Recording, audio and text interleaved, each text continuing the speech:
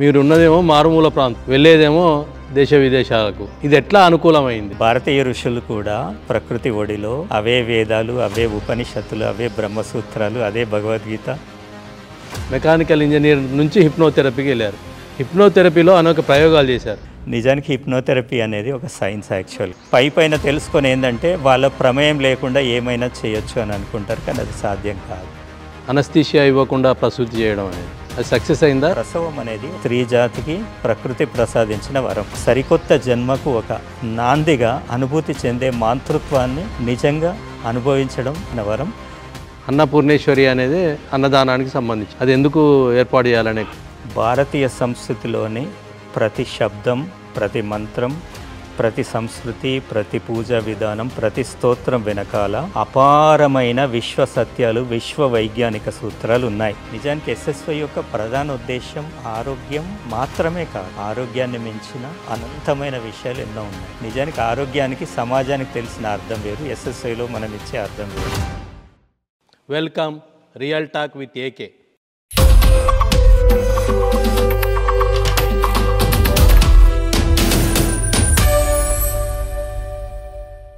ప్రస్తుతం మనం సిద్దిపేట జిల్లా సమీపంలోని వెంకటాపూర్ గ్రామంలో గల ఋషి తపోక్షేత్రంలో ఉన్నాం.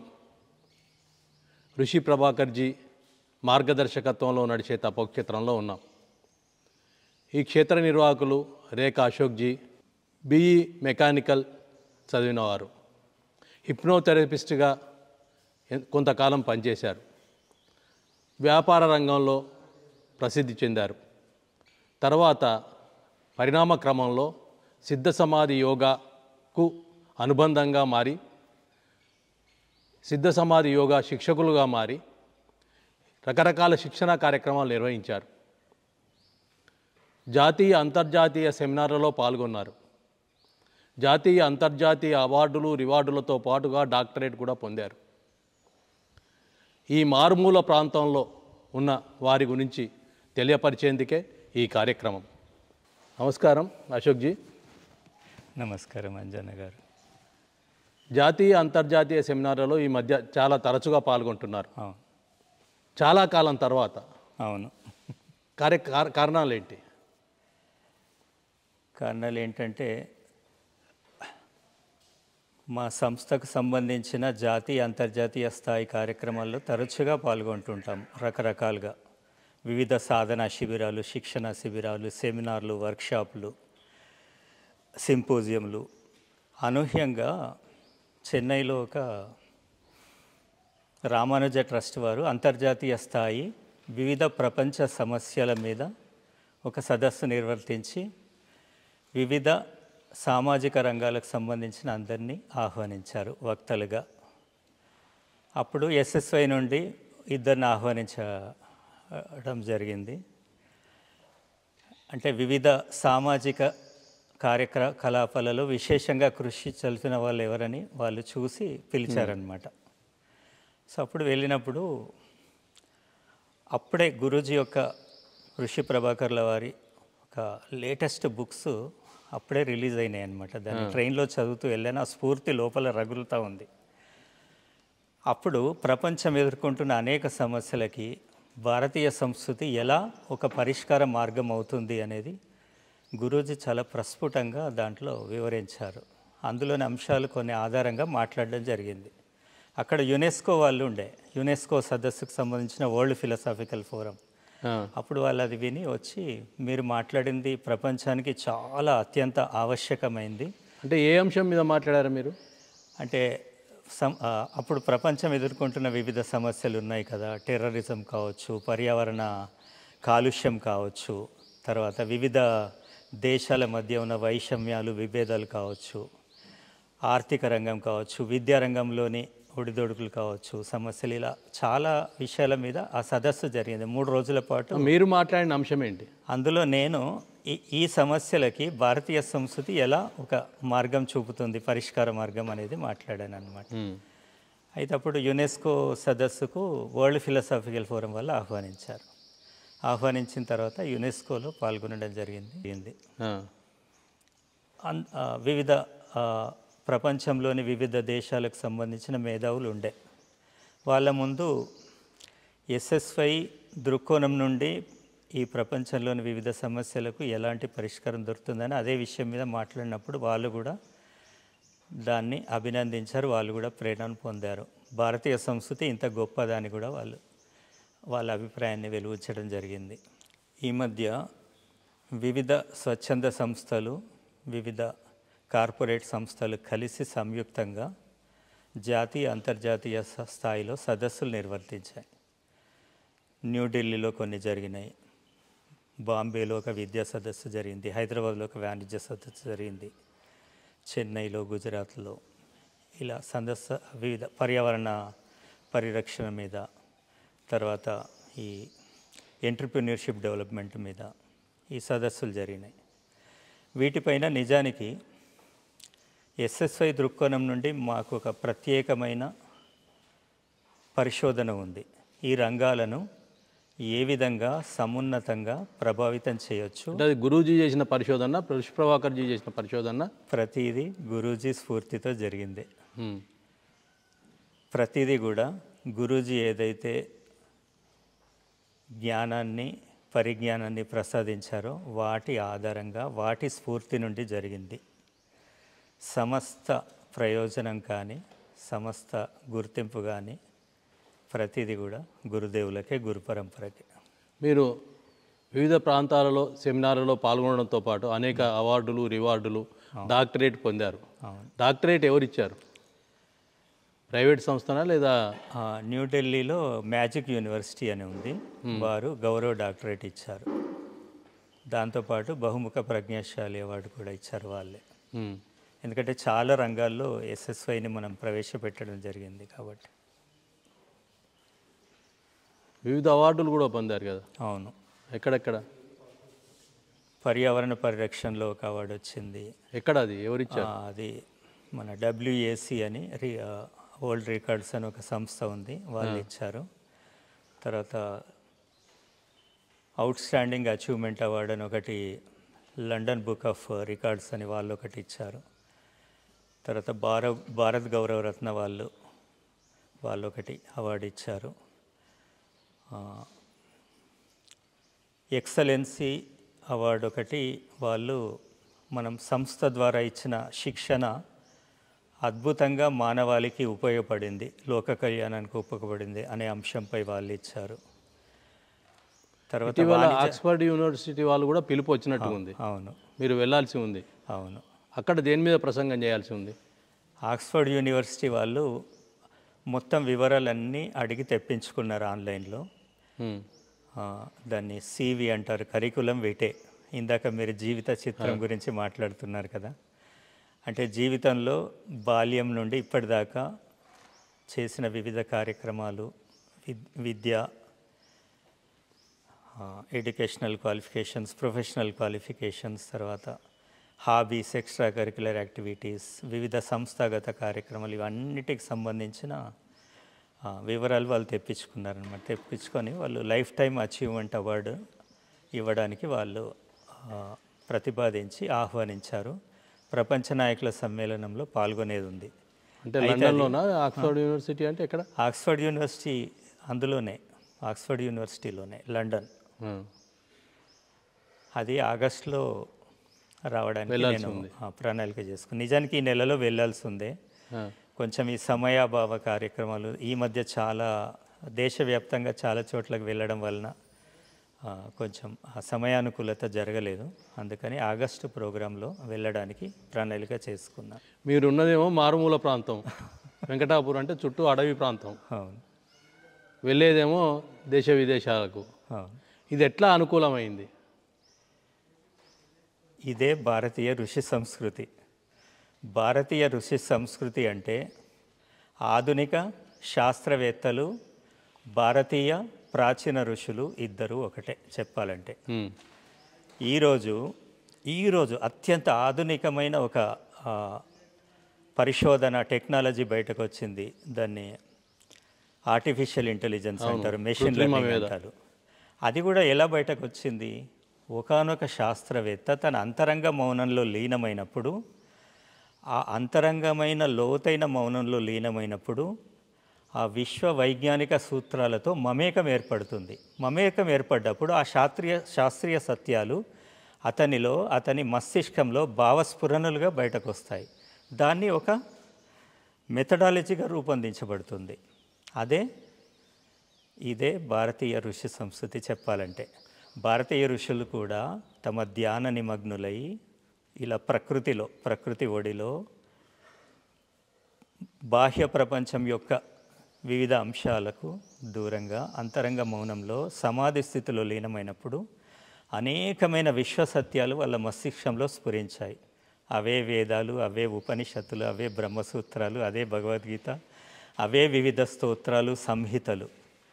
అలాగే ఆధునిక వైజ్ఞానిక శాస్త్రంలో కూడా అది న్యూటన్స్ లాస్ ఆఫ్ మోషన్ కావచ్చు, ఎలక్ట్రోమాగ్నెటిక్ ఇండక్షన్ కావచ్చు, సిగ్మండ్ ఫ్రాయిడ్ సైకోడైనమిక్ ఇండక్షన్ కావచ్చు, బిహేవియరల్ సైన్సెస్ కావచ్చు, ఎకనామిక్స్ కావచ్చు, మార్క్సిజం కావచ్చు, ఇప్పటి ఆర్టిఫిషియల్ ఇంటెలిజెన్స్ కావచ్చు, ఇంకా రాబోయే భవిష్యత్తులో ఏదైనా కావచ్చు. ఇవన్నీ కూడా ఇదే. ఒక తత్వవేత్త కానీ ఒక శాస్త్రవేత్త కానీ లోతైన మౌనంలో లీనమైనప్పుడు ఆ మౌనంలో ఆ విశ్వసత్యాలు భావస్ఫురణలుగా బయటకు రావడం, అదే ఆవిష్కరణలు. కళాకారులకు జరిగేది అదే, శాస్త్రవేత్తలకు జరిగేది అదే, ఋషులు. ఈ ప్రకృతి ఒడిలో కూడా జరుగుతుంది ఇదే. మీరు చదివిందేమో మెకానికల్ ఇంజనీరింగ్. అవును. ఆ విద్య చదువు మేరకే పరిమితం అయింది.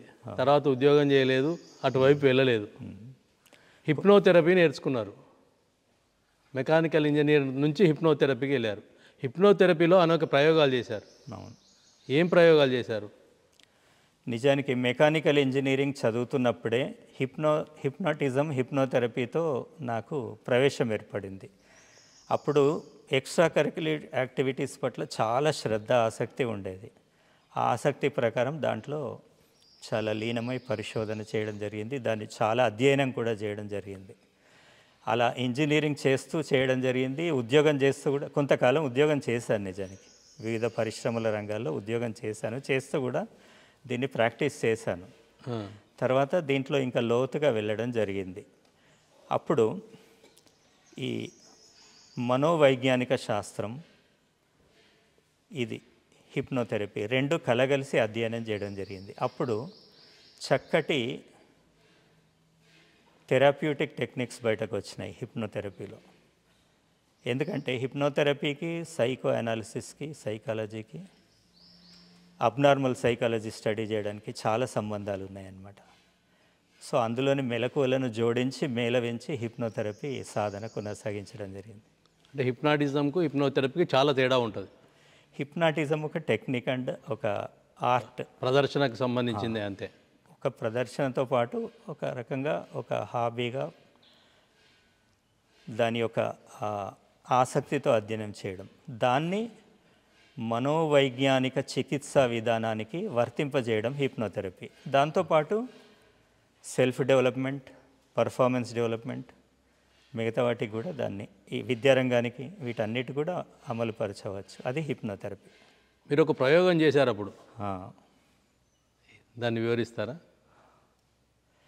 అప్పుడు హిప్నోథెరపీ పైన రకరకాల సాధన చేస్తున్నప్పుడు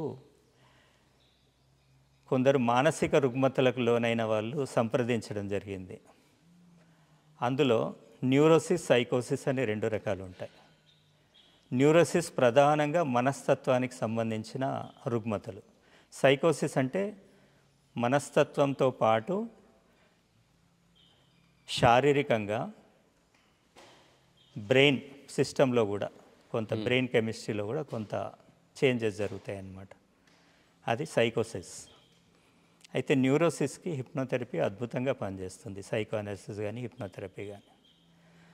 అయితే కొందరు న్యూరోసిస్తో బాధపడ్డ వాళ్ళు సంప్రదించారు.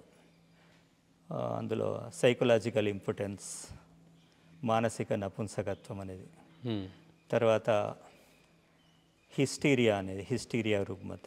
అంటే నిజానికి హిస్టీరియా అంటే ఏంటంటే వాళ్ళకి ఏం రుగ్మత ఉండదు, వాళ్ళ మనస్తత్వంలో ఏర్పడ్డ సంక్లిష్టతలు ఒక రుగ్మతగా వారి శరీరం పైన కూడా ప్రభావం చూపించి అలాంటి లక్షణాలు కనబడతాయి అన్నమాట. సో ఇలాంటి న్యూరోటిక్ ట్రీట్మెంట్స్లో హిప్నోథెరపీ చాలా చక్కగా అంటే మీరు ఇచ్చే ఉపన్యాసాల సందర్భంగా హిప్నోథెరపీ ఏమన్నా ప్రయోగిస్తారా ఏంటి? నిజానికి హిప్నోథెరపీ అనేది ఒక సైన్స్ యాక్చువల్గా. కానీ ఏంటంటే వివిధ ప్రదర్శనల ద్వారా దాని గురించి కొంచెం పైన తెలుసుకొని ఏంటంటే వాళ్ళ ప్రమేయం లేకుండా ఏమైనా చేయొచ్చు అని అనుకుంటారు, కానీ అది సాధ్యం కాదు. ఎవరైతే హిప్నటైజ్ చేయబడాలన్నా వాళ్ళపైన ఏమైనా హిప్నోథెరపీ ఉపయోగించాలన్నా ప్రయోగించాలన్నా వాళ్ళ యొక్క అనుమతి అంగీకారం అవసరంతోటే సాధ్యం. వాళ్ళ అభిష్టానికి విరుద్ధంగా సాధ్యం కాదు. కానీ వాళ్ళు స్టేజ్ ప్రోగ్రామ్స్ అవి చూసి ఏమైనా జరుగుతుంది అని అనుకుంటారు. అది వాటి టెక్నిక్స్ను చెప్పడానికి ఆకర్షణీయంగా దాన్ని తీర్చిదిద్దుతారు. కానీ వాళ్ళు దాని వెనకాలన్న సైన్స్ కూడా చెప్తారు చాలామంది. దాన్ని పూర్తిగా గ్రహించకపోతే ఇలాంటి అపోహ వస్తుంది. అంటే అప్పుడు మీరు ప్రయోగాల్లో ఒక ప్రసూతికి సంబంధించిన ప్రయోగం కూడా చేశారు. అవును. అయితే అనస్థీషియా ఇవ్వకుండా ప్రసూతి చేయడం అది సక్సెస్ అయిందా లేకపోతే? సక్సెస్ అయింది. అయితే ఏంటంటే మానవులు బాధపడే అనేక రుగ్మతలలో 90% పైగా సైకోసోమాటిక్ అంటారు. అంటే మానసిక కారణాలు శారీరక కారణాలు కలగలిసి ఉంటాయి. మానసిక కారణాల వల్ల శారీరక రుగ్మత తీవ్రతరం అవుతుంది. అలాంటి వాటికి ఆ సైకలాజికల్ ఎలిమెంట్ను తీసేయడానికి హిప్నోథెరపీ ఉపయోగపడుతుంది. ఇక ప్రసూతి ఈ వేదన, ప్రసవ వేదన ఏదైతే ఉందో అది చాలా వరకు నిజానికి ప్రసవం అనేది ఒక అద్భుతమైన మాతృత్వపు వరం, స్త్రీ జాతికి ప్రకృతి ప్రసాదించిన వరం. కానీ ఏంటంటే వివిధ అంశాలు, వివిధ విషయాలు, వివిధ సందర్భాలు చూసి దాని పట్ల అపోహలకు భయాందోళనలకు లోను కావడం వల్ల ప్రసవ వేదన తీవ్రతరం అవుతుంది. కాబట్టి ప్రసవాన్ని ఒక ఆనందకరమైన అనుభూతిగా, ఒక సరికొత్త జన్మకు ఒక నాందిగా అనుభూతి చెందే మాతృత్వాన్ని నిజంగా అనుభవించడం స్త్రీ జాతికి ప్రకృతి ప్రసాదించిన వరం. దాన్ని అనుభూతి చెందాలంటే ఇలాంటివన్నీ తీసేయాలి అపోహలు. దాంతోపాటు వాళ్ళు ప్రశాంతంగా నిర్మలత్వంతో ప్రసూతికి సిద్ధం అయ్యే విధంగా వాళ్ళని సమాయత్తం చేయాలి. చేసినప్పుడు శారీరక ప్రక్రియకు మనం అవరోధం కలిగించకుండా ఆ ప్రసవ వేదనను మనం సద్దుమణిగేలా చేయొచ్చు చాలా వరకు. ఈ ప్రయోగంలో మీరు సక్సెస్ అయ్యారు. అవును. కానీ మెకానికల్ ఇంజనీరింగ్ ఉద్యోగం వదిలేశారు, హిప్నటిజం వదిలేశారు, తండ్రి గారు చేసే వ్యాపార రంగంలోకి దిగారు, సిద్దిపేటకు వచ్చి. అవును. వ్యాపార రంగం తర్వాత సిద్ధ సమాధి యోగాలోకి అడుగుపెట్టారు. అవును. ఈ మార్పులకు గురైనవడానికి కారణాలు ఏంటి? అయితే అప్పుడు మా ఫ్యామిలీ పార్టీషన్ జరిగినప్పుడు మాకు ఇత్తడి పరిశ్రమ ఉండేది. మెకానికల్ ఇంజనీరింగ్ దానికి కొంచెం సంబంధాలు ఉన్నాయి కదా. అలాగే నాకు మేనేజ్మెంట్లో కూడా మేనేజ్మెంట్ కోర్సెస్ కూడా చేశాను భారతీయ విద్యాభవన్. సో అవన్నీ కలగలిపి పరిశ్రమ, ఏజెన్సీస్ అన్నీ కలిపి ఆ విధంగా నిర్వర్తించడం జరిగింది. కానీ మానవ జీవితంలో ఏర్పడ్డ అవసరాల తాలూకు మార్పుల వలన ఇత్తడి వాడకం తగ్గిపోయింది. ప్రధానంగా దాన్ని వేరే ప్లాస్టిక్ కావచ్చు, అల్యూమినియం కావచ్చు, స్టెయిన్లెస్ స్టీల్ కావచ్చు, దాన్ని ప్రత్యామ్నాయ అవసరాలుగా వచ్చేసాయి. అయితే దాన్ని కొనసాగిస్తున్న క్రమంలో ఎప్పుడైనా ఎక్స్ట్రా కరిక్యులర్ యాక్టివిటీస్ అంటే చాలా ఆసక్తి చిన్నప్పటి నుంచి. యోగా అనగానే దాన్ని అభ్యసించాలనే ఆసక్తితో ప్రవేశించడం జరిగింది ఎస్ఎస్ఐలో. కానీ గురుదేవులు ఋషి ప్రభాకర్ల వారు ప్రసాదించిన ఎస్ఎస్ఐ జ్ఞానం నిజానికి యోగాకు పరిమితం కాదు. యోగా ఎస్ఎస్ఐలో ఒకానొక అంశం మాత్రమే. నిజానికి యోగాలోని అష్టాంగాలను కూడా అందులో గురూజీ రంగరించారు. కానీ అది ఒక పార్శ్వం మాత్రమే. అది కాక అనంతమైన జ్ఞాన సంపద, భారతీయ సంస్కృతి యొక్క సమస్త సారం, పాశ్చాత్య సంస్కృతి యొక్క ఆధునిక వైజ్ఞానిక శాస్త్రం యొక్క అన్ని ఏవైతే మానవాళికి ఉపయోగకరమైన అంశాలు ఉన్నాయో అన్నీ కూడా అందులో గురూజీ రంగరించారు. మీరు సిద్ధ సమాధి యోగా గురువులుగా శిక్షణ ఎక్కడ పొందారు? గురూజీ ఈ ఈ జ్ఞానంతో బాగా స్ఫూర్తిపోయి అందులో లోతుగా ముందుకెళ్ళిన తర్వాత జీవితాన్ని అన్ని విధాలుగా అది ప్రభావితం చేసింది. జీవితం యొక్క ప్రతి అంశాన్ని ప్రభావితం చేసింది. శారీరకంగా, మానసికంగా, ప్రవర్తన పరంగా, వృత్తిపరంగా, ప్రవృత్తి పరంగా, సాధన పరంగా, జీవితం పట్ల దృక్పథంకరంగా, నమ్మే సిద్ధాంతాల పరంగా, జీవితానికి ఒక అర్థం వెతికే పరంగా ప్రతి విషయాన్ని ప్రభావితం చేసినప్పుడు దాంట్లో ఎస్ఎస్వై టీచర్గా నిలబడాలనే ఒక అభిలాష కలిగింది. వివిధ చోట్ల అంటే భారతదేశంలోని చాలా ఇలాంటి ప్రకృతి ప్రదేశాల్లో టీచర్స్ ట్రైనింగ్ ప్రోగ్రాం నిర్వర్తిస్తుంటారు సంస్థలు. నేను పాల్గొన్న టీచర్స్ ట్రైనింగ్ శిబిరం బెంగళూరు సమీపంలో దొడ్డ మరలవాడి అని మా సంస్థ యొక్క ఒకనొక ప్రధాన క్షేత్రం. ఏ సంవత్సరం అది? 1999. 99లో ఎస్ఎస్ఐ టీచర్గా నేను శిక్షణ పొందాను. తర్వాత ఇక్కడికి వచ్చి సిద్దిపేటలో డాక్టర్లకు, న్యాయవాదులకు, వివిధ రంగాల వారికి ప్రత్యేక శిక్షణ ఇచ్చారు, ఎస్ఎస్వై శిక్షణ అందించారు. అవును. అప్పటికి ఇక్కడ ఎస్ఎస్వైకి సంబంధించిన కానీ యోగాకు సంబంధించిన కానీ పరిచయం లేదు. మీరు సిద్దిపేట ప్రాంతంలో పరిచయం చేశారు. అప్పటి అనుభవాలు ఏంటి? అంటే డాక్టర్ల నుంచి ఏమన్నా ఈ శిక్షణకు సంబంధించి వ్యతిరేకత వచ్చిందా లేదా సానుకూలత వచ్చిందా? ఈ శిక్షణ వల్ల ఉపయోగం అనుకున్నారా లేదా వాళ్ళ వృత్తి ప్రధానం అనుకున్నారా? అయితే అప్పటికే ఎస్ఎస్ఐ ఉత్తర తెలంగాణలోని వివిధ ప్రాంతాల్లో నడుస్తున్నాయి క్లాసులు. సిద్దిపేటలో కూడా కొంత జరిగినాయి. అయితే నేను ఎస్ఎస్ఐ టీచర్గా శిక్షణ పొంది సమాజంలోకి వచ్చిన తర్వాత అప్పుడు మేము ఎస్ఎస్వై సాధనలో చాలా వరకు గమనించింది ఏంటంటే చాలామంది ఆరోగ్యం కోసం వచ్చేవారు ఎస్ఎస్వై. నిజానికి ఎస్ఎస్వై యొక్క ప్రధాన ఉద్దేశం ఆరోగ్యం మాత్రమే కాదు, ఆరోగ్యాన్ని మించిన అనంతమైన విషయాలు ఎన్నో ఉన్నాయి. నిజానికి ఆరోగ్యానికి సమాజానికి తెలిసిన అర్థం వేరు, ఎస్ఎస్ఐలో మనం ఇచ్చే అర్థం వేరు. శారీరక, మానసిక, భావోద్వేగ, సామాజిక, ఆధ్యాత్మిక ఆరోగ్యాలు, ఈ 5 రకాల ఆరోగ్యం ఉంటే సంపూర్ణమైన ఆరోగ్యం.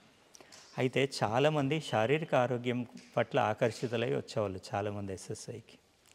అప్పుడు మనకు కూడా ఏమనిపించింది, దీన్ని డాక్టర్లకు పరిచయం చేయాలని చెప్పి వాళ్ళకొకటి ఇంట్రొడక్టరీ సెమినార్ కండక్ట్ చేసామన్నమాట.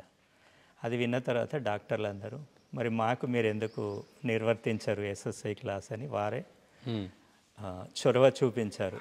అప్పుడు ఎస్ఎస్ఐ సాధన శిబిరం ప్రత్యేకంగా డాక్టర్స్కి నిర్వర్తించాం. అప్పుడు సిద్దిపేటలో 2000 సంవత్సరంలో సిద్దిపేటలో ఉన్న అందరూ డాక్టర్లు, స్పెషలిస్టులు, సూపర్ స్పెషలిస్టులు, డబుల్ స్పెషలిస్టులు కుటుంబంతో సహా పాల్గొన్నారు. అంటే ఇప్పుడేమో పూర్తి వ్యాపారం అయిపోయింది, అప్పుడు ఇంకా కాలే కాబట్టి వచ్చిందేమో అంత. ఇక ఆ విషయం నేనేమీ చెప్పలేను. కాకపోతే అప్పుడు అందరు పాల్గొన్నారు. పాల్గొన్నాక వాళ్ళల్లో కూడా మెడికల్ మిరాకిల్స్ జరిగాయి. వాళ్ళకు కూడా వాళ్ళు స్వయంగా వెలిబుచ్చిన అభిప్రాయాలు.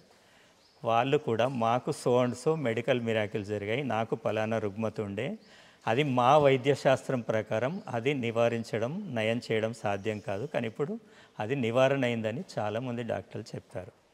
అందులో ఇరిటబుల్ బౌవెల్ సిండ్రోమ్, ఇన్సోమ్నియా, తర్వాత కొన్ని న్యూరలాజికల్ ప్రాబ్లమ్స్, కొన్ని సైకోసోమాటిక్ ప్రాబ్లమ్స్. గుర్తు తెచ్చుకుంటున్నావు ఆ రోజు ఏమేమి జరిగినాయి ఇలా ఇది వాళ్ళంతటా వాళ్ళు వెలుగుచ్చినాయి, నాకేం తెలియదు.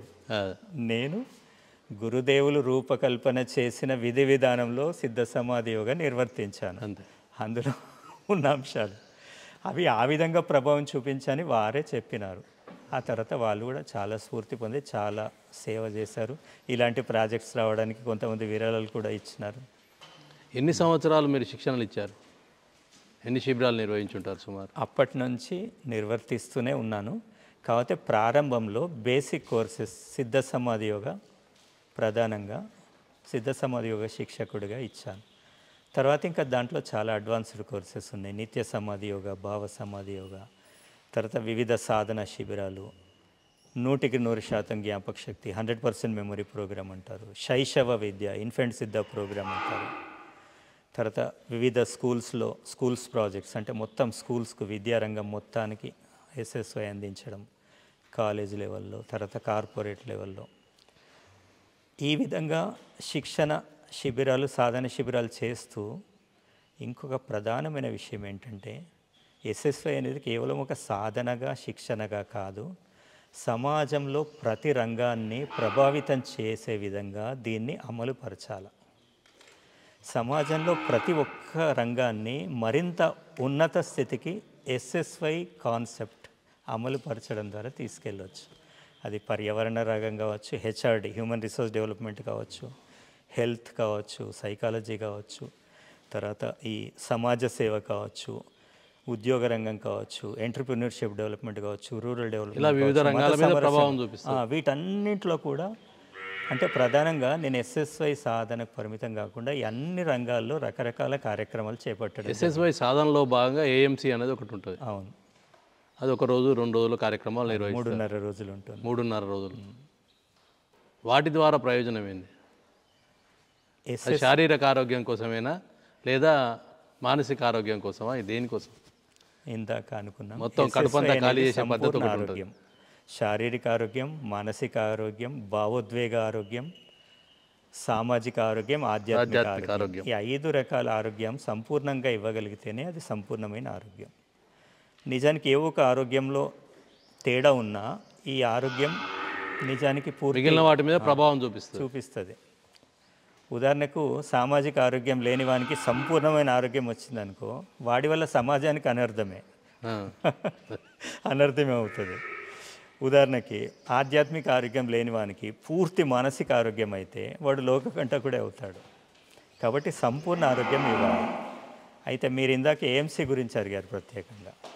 ఎస్ఎస్వైలో పావుగంట ధ్యానంలో సమాధి నిమగ్నులై తర్వాత దాని జీవితంలోని వివిధ రంగాలకు మనం అమలుపరుస్తాం. ఏఎంసీలో నిత్య సమాధి యోగా అంటే నిరంతరం సమాధి స్థితిలో ఉండడం ఎలా, మన దైనందిన కార్యక్రమాలు నిర్వర్తిస్తూ కూడా సమాధి నిమగ్నత నుండి ఎలా మనం నిర్వర్తించాలి, అది ఏఎంసీ నిత్య సమాధి యోగా. మీరు తర్వాత పలు శిక్షణా కార్యక్రమాలతో పాల్గొనడంతో పాటుగా వివిధ ప్రాంతాలలో కూడా పర్యటించారు. అంటే సెమినార్లే కాకుండా పాఠశాలలు కానీ వివిధ ప్రాంతాలు పర్యటించారు.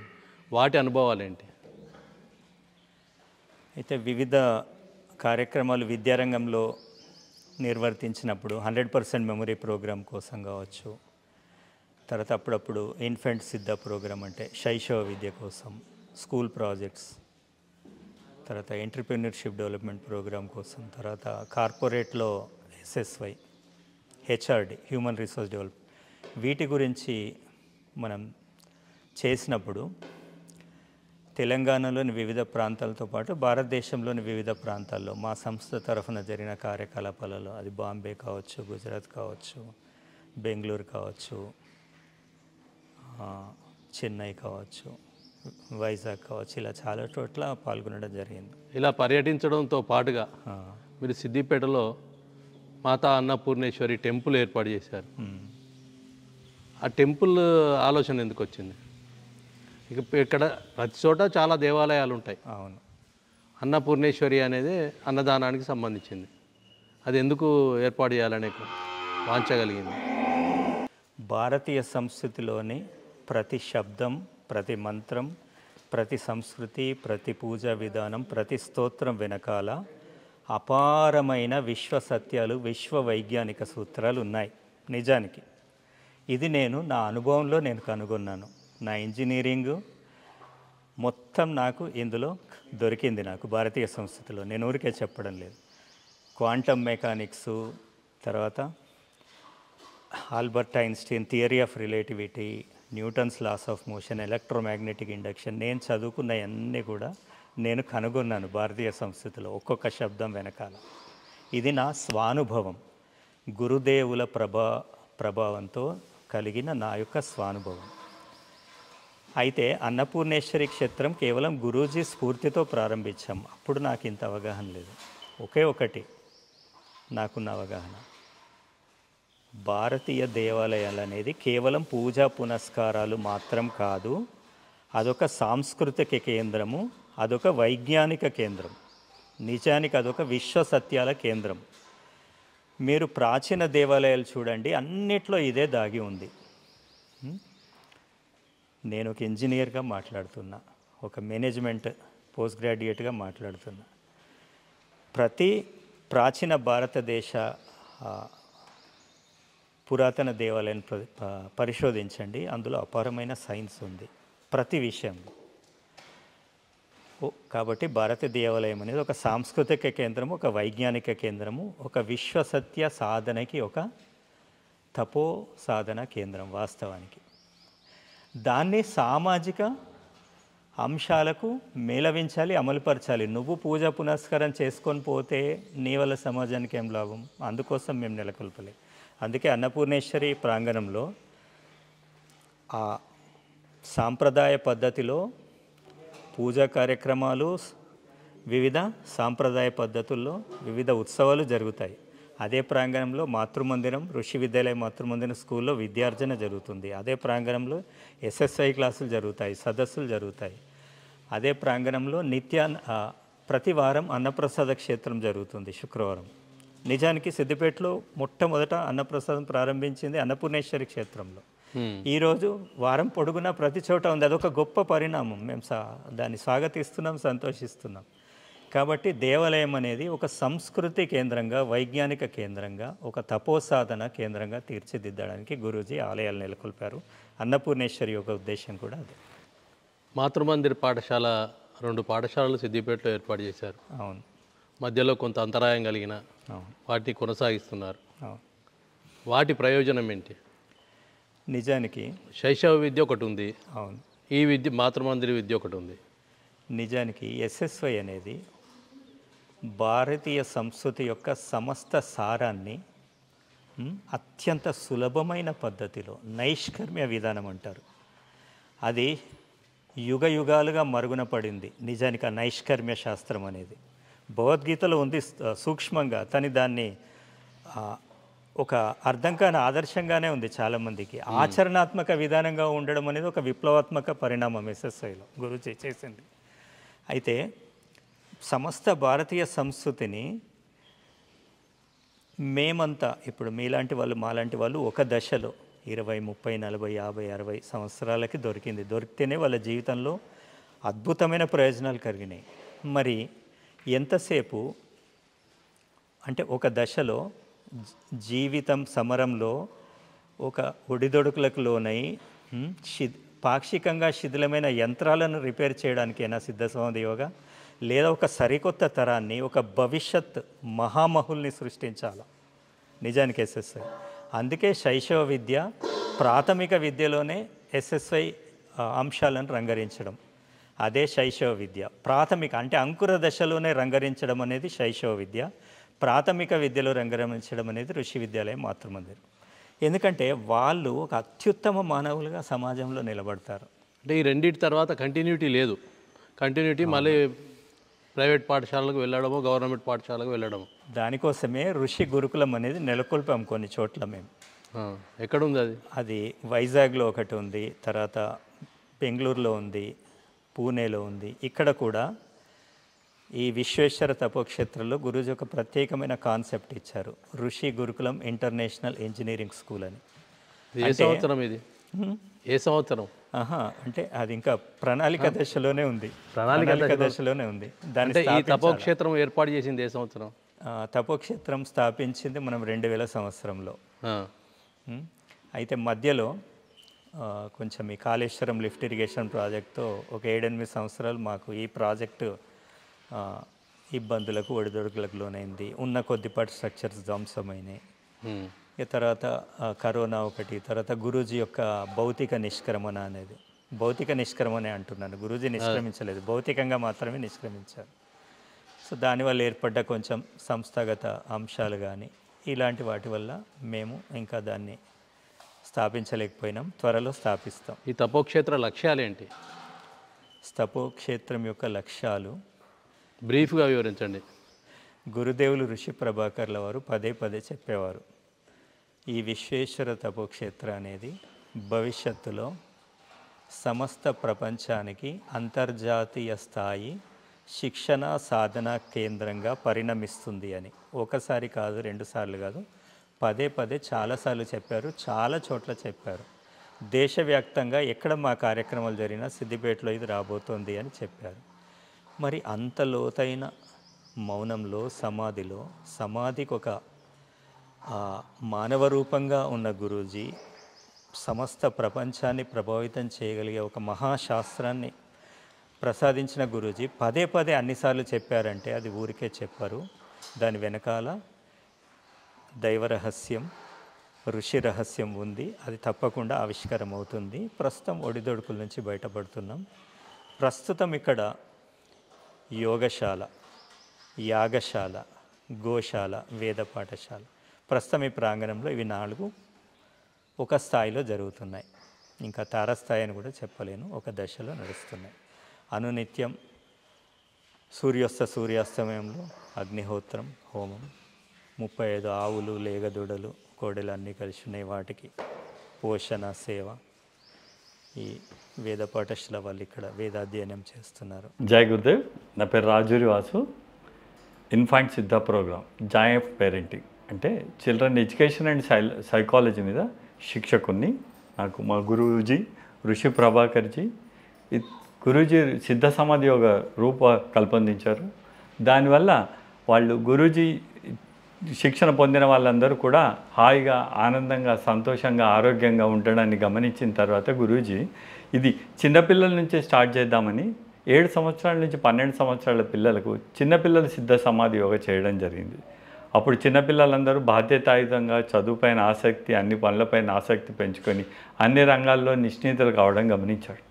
అది గమనించిన తర్వాత గురూజీ ఇప్పుడు మన పురాణ గాథలలో అభిమన్యుని గురించి మనం తెలుసుకున్నాం. గర్భంలో ఉన్నప్పటి నుంచే నేర్చుకోవడం జరిగింది. అలాగే ప్రహ్లాదుని గురించి కూడా గర్భంలో ఉన్నప్పుడే విష్ణువు యొక్క శక్తిని, విత్తు సామర్థ్యాలను తెలుసుకోవడం జరిగింది. అదేవిధంగా ప్రతి ఒక్క పిల్లలకు అది సాధ్యం అని చెప్పేసి గర్భంలో ఉన్నప్పుడే శిశువుకు మంచి సంస్కారాన్ని, మంచి బుద్ధులను, మంచి అలవాట్లను, అలాగే ఇన్పుట్స్ అంటే ఏమేమైతే మనం ఇవ్వాలనుకుంటామో ఆ విషయాలన్నింటినీ చిన్నప్పుడు గర్భంలో నుంచి ఇవ్వచ్చని రూపొందించారనమాట. అది ఐఎస్పి అంటాం మేము, ఇన్ఫాంట్ సిద్ధ ప్రోగ్రామ్ అంటాం అన్నమాట.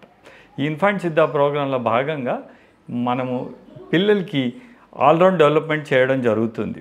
ఆల్రౌండ్ డెవలప్మెంట్ తర్వాత ఏ విధంగా ఉంటుంది అంటే లవ్ ఫర్ లెర్నింగ్. అంటే జిస్ట్ ఏంటంటే ఈ తర్వాత ఐఎస్పి తర్వాత పిల్లలు ఎలా ఉంటారు అంటే నేర్చుకోవడాన్ని ఇష్టపడడం స్టార్ట్ చేస్తారనమాట. అంటే ఒక సుమారుగా ఒక బాబు వాళ్ళ తండ్రిని అడిగాడు అనుకుందాం, నాన్న ఒక చేప కావాలి తినడానికి అని అనుకున్నాడు. నార్మల్గా ఇప్పుడున్న వాతావరణం ఎలా ఉందంటే అతి గారాభం, అతి ప్రేమ వల్ల చేపను తెచ్చివ్వడం జరుగుతుంది. కానీ అక్కడ చేయాల్సింది ఏంటి, తండ్రి ఫిషింగ్ నేర్పించడం ఇంపార్టెంట్. అంటే వాడికి ఎప్పుడైనా చేపలు పట్టుకోవడం నేర్పిస్తే వాడి జీవితాంతం దాన్ని ఒక పనిగా లేదా అది ఒకటి వర్క్గా కానీ సంపాదనగా కానీ వాడి పనిని వాడు చేసుకో విధంగా జరుగుతుంది. అలాగే ఇది ఎగ్జాంపుల్ చేపకే కాకుండా వాళ్ళ ఉద్యోగం విషయంలో కానీ, చదువు విషయంలో కానీ, ఇంకా ముందుకు ఏ విషయంలో అయినా వేరే వారిపైన ఆధారపడకుండా స్వశక్తిగా దాన్ని పెంపొందించడం జరుగుతుంది. లవ్ ఫర్ లెర్నింగ్ అంటాం దీన్ని. ఈ విధంగా పిల్లలందరూ కూడా ఆ విధంగా నేర్చుకోవడం జరుగుతుంది. దీన్ని పాజిటివ్గా పిల్లలకి నేర్పించడం అలవాటు చేశాడు గురూజీ. అంటే నార్మల్గా మనము చాలాసార్లు పిల్లల్ని భయపెడుతూ ఉంటాం, కానీ ఇక్కడ భయపెట్టడానికి ఏం లేకుండా పాజిటివ్గా నేర్పించడం అలవాటు చేశాడు అనమాట. ఇలా జాయ్ ఆఫ్ పేరెంటింగ్ అంటే పేరెంట్స్ చాలామంది ఏమనుకుంటారు అంటే పిల్లల్ని పెంచడం మాకు బర్డెన్ అవుతుంది, పిల్లల్ని పెంచడం మాకు ఒక బరువు అవుతుంది అనుకున్న ఈ సమయంలో పిల్లల్ని పెంచడం ఒక ఆటగా, పిల్లల్ని పెంచడం ఒక అదృష్టంగా, పిల్లల్ని పెంచడం ఒక అద్భుతంగా, ప్రేమాభిమానాలతో పిల్లల్ని పెంచడం ఏ విధంగానే గురూజీ అందించారు. దీన్ని ఐఎస్పి అంటాం మనం.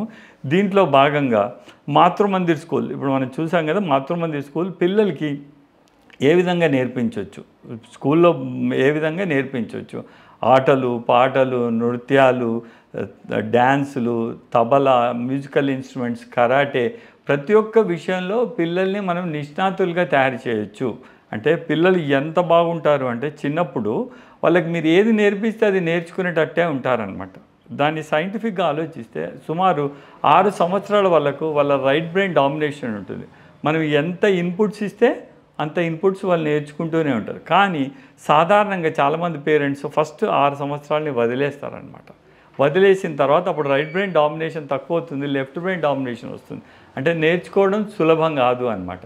ఈ 6 సంవత్సరాల వరకు మనం ఎంత ఇన్పుట్స్ ఇస్తే పిల్లలకి అంత అద్భుతంగా నేర్చుకుంటారు.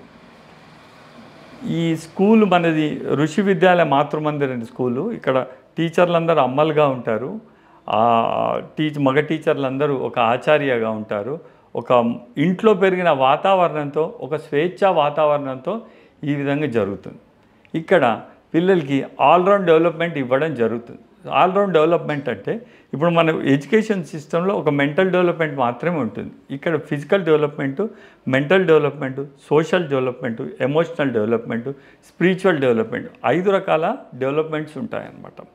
మనం మెంటల్ డెవలప్మెంట్, ఫిజికల్ డెవలప్మెంట్ మొదటగా మనం తీసుకుంటే ఇప్పుడు మనం పిల్లలకి ఏం చేస్తామంటే చిన్నప్పుడే ఆటల యొక్క ఆసక్తిని అదే విధంగా కంటిన్యూ చేయడం ఇక్కడ వచ్చే మన స్కూల్ యొక్క ముఖ్య ఉద్దేశం అన్నమాట. గురూజీ నేర్పించిన మాకేంది, మనం ఏం చేస్తున్నాం, చిన్నప్పటి నుంచి ఆటల మీద కానీ శారీరకమైన ఏవైనా యాక్టివిటీస్ మీద మనం ఎక్కువగా ఫోకస్ చేయడం లేదు. కొంచెం పెద్దగా అయిన తర్వాత వాళ్ళు దాన్ని మానేయడం జరుగుతుంది. కానీ ఆరోగ్యం చాలా ఇంపార్టెంట్, దాని ఫిజికల్ డెవలప్మెంట్ ఇంపార్టెంట్ అని చిన్నప్పుడే వాళ్ళకి అన్నీ, అంటే ఎగ్జాంపుల్ యాజ్ ఎ పేరెంట్గా, యాజ్ ఎ టీచర్గా, యాజ్ ఎ ట్రైనర్గా ప్రతిరోజు ఒక 15 నిమిషాలు పిల్లల్ని గార్డెన్కు కానీ పార్క్స్ కానీ రెగ్యులర్గా తీసుకెళ్ళి ఆటపాటలతో లేదా వాళ్ళకు అవసరమైన ఫిజికల్ యాక్టివిటీస్ అన్ని చేపిస్తూ ఉంటే వాళ్ళు ఫిజికల్ డెవలప్మెంట్ చిన్నప్పుడు ఏ విధంగా నేర్చుకుంటారో వాళ్ళ లైఫ్ లాంగ్ కూడా అదే విధంగా నేర్చుకుంటారు.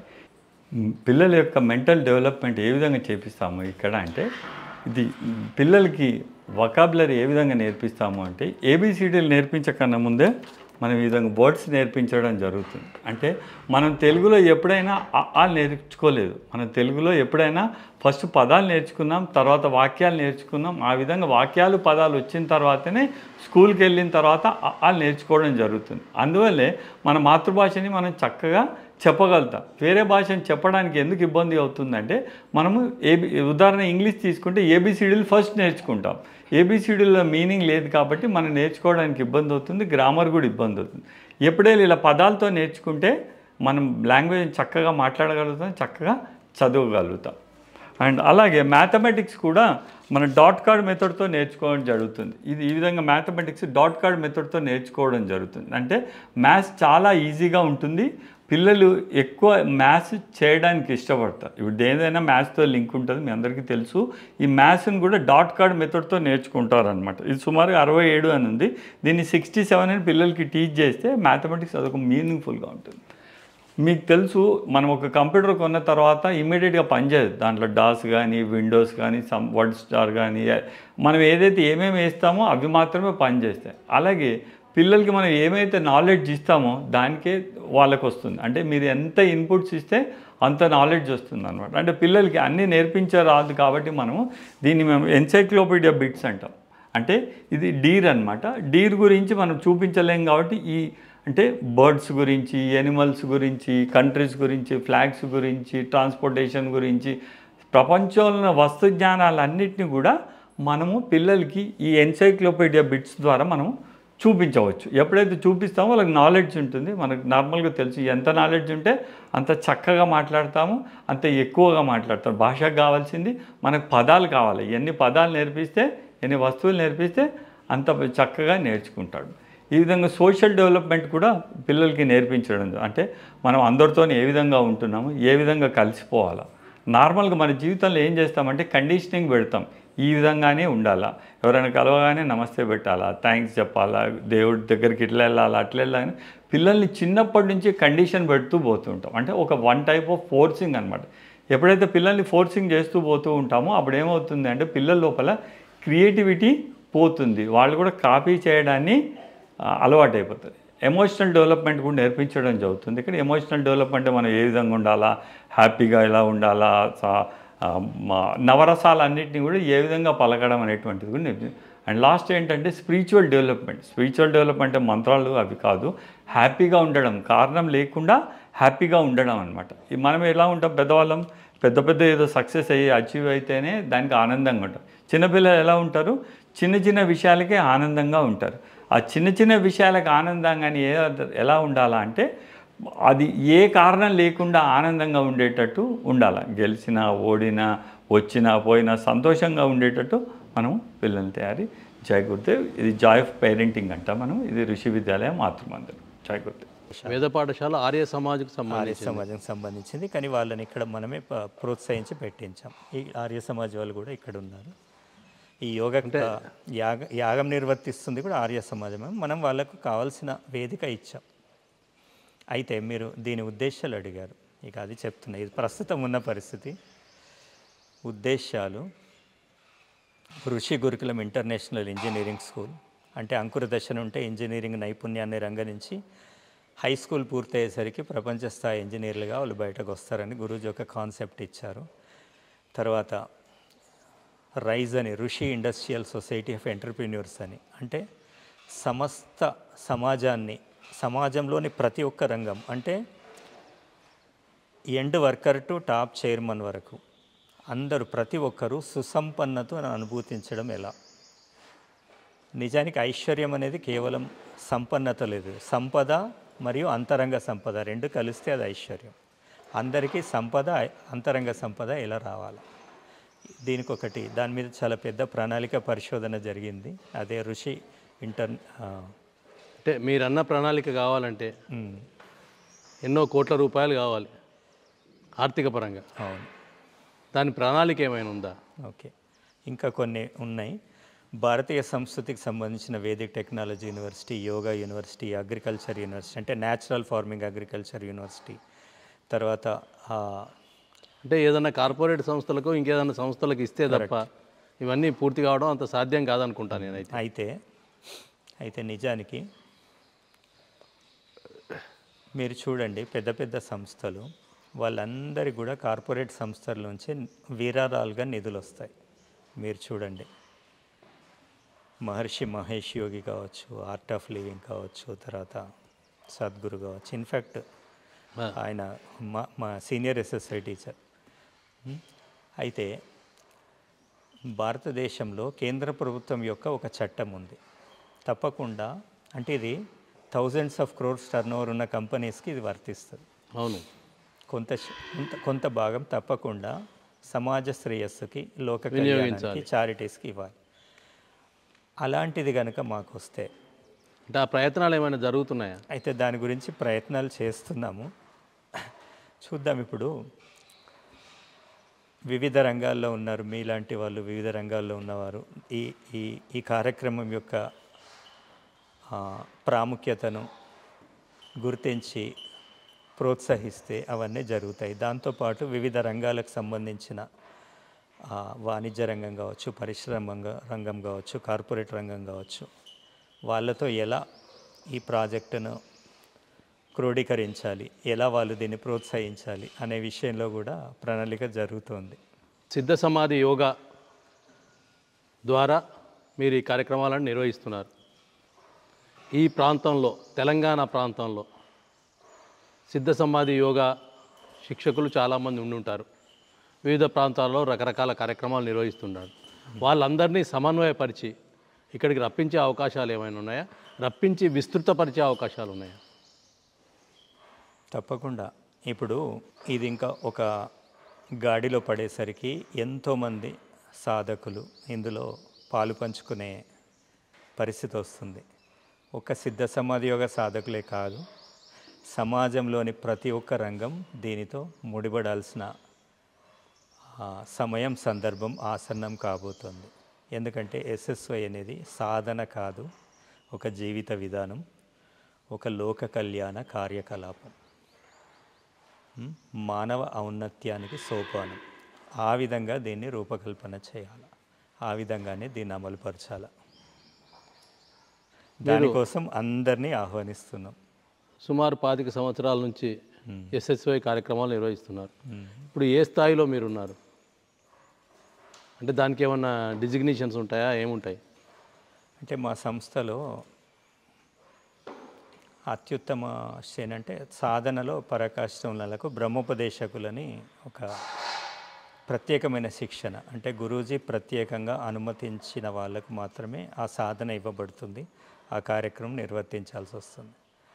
సుమారు 22-23 సంవత్సరాల నుంచి నేను ఆ బ్రహ్మోపదేశ పాత్ర నిర్వర్తిస్తున్నాను. దాంతోపాటు అది కేవలం బోధన కాదు కదా, ఎస్ఎస్ఐ అంటే ఒక సాధన, ఒక బాధ్యత కూడా. సంస్థ యొక్క చాలా కీలకమైన బాధ్యతలు నిర్వర్తించడం జరుగుతుంది. సుదీర్ఘకాలం పాటు ఉత్తర తెలంగాణకు పేరెంట్ టీచర్గాను, సుదీర్ఘకాలం పాటు సెంట్రల్ కమిటీ మెంబర్గాను, తర్వాత రాష్ట్ర స్థాయి 100% మెమరీ ప్రోగ్రామ్ కన్వీనర్గాను, తర్వాత ఐఎస్పి టీచర్గా, ఎస్ఎస్ఐటి, ఏఎంసీ, బిఎస్టీ కో టీచర్గా ఉంటూ ప్రస్తుతం సుదీర్ఘకాలం నుండి ఈ ప్రాజెక్టుకి చైర్మన్ ట్రస్టీగా నా బాధ్యతల్ని నిర్వర్తిస్తున్నా. గత సంవత్సరం సిద్దిపేటలో జాతీయ స్థాయి కార్యక్రమం నిర్వహించారు విఎస్ఎస్ కన్వెన్షన్లో. దాని అనుభవాలు ఏంటి? విఎస్ఎస్ కన్వెన్షన్లో జరిగిన దాన్ని విశ్వ హృదయ సమ్మేళనం అంటారు. ప్రతి సంవత్సరం ప్రపంచవ్యాప్తంగా ఉన్న సాధకులు, ధ్యానులు, టీచర్లు అందరూ ఒక దగ్గర. అంటే అక్కడికి ఓన్లీ మన దేశం వాళ్ళే వచ్చారా? కొంతమంది విదేశాల్లో ఉన్న వాళ్ళు కూడా వచ్చారు. భారతదేశంలోని దాదాపు అన్ని రాష్ట్రాల నుండి వచ్చినారు. 1000 మంది అలా పాల్గొన్నారు. నిజానికి ఆ కార్యక్రమం ఇక్కడే అనుకున్నాము, కానీ సౌకర్యాలు సరిపోక దాన్ని సిద్దిపేట విఎస్ఎస్ కన్వెన్షన్కు మార్చినాము. వాళ్ళందరికీ కూడా నిజానికి సిద్దిపేట ప్రాంతంలో జరగడానికి కారణం ఏంటి, అంతర్జాతీయ స్థాయి కార్యక్రమం ఏంటంటే ఇక్కడ గురుదేవులు అపారమైన అనుగ్రహాన్ని వర్షించారు. ఈ కార్యక్రమానికి స్థాపించారు విశ్వేశ్వర తపోక్షేత్రాన్ని, అన్నపూర్ణేశ్వరి స్థాపించారు, గురుదేవులే స్థాపించారు ఇది. కాబట్టి ఇందులో సంస్థ మొత్తం దీనితో మమేకం కావాల్సిన ఆవశ్యకత ఉంది. ఆ ఆవశ్యకత అందులో ఏర్పడింది. ఇదండి సిద్ధ సమాధి యోగా కార్యక్రమాలు, రేఖా అశోక్జీ నిర్వహించిన వివిధ కార్యక్రమాలు, వారు జాతీయ అంతర్జాతీయ స్థాయిలో సెమినార్లలో పాల్గొన్న తీరు ఇత్యాది అంశాలను మీకు వివరించాం, మీ ముందుంచాం. త్వరలో మరో ప్రముఖునితో మీ ముందుకు రానున్నాం. ధన్యవాదాలు సార్.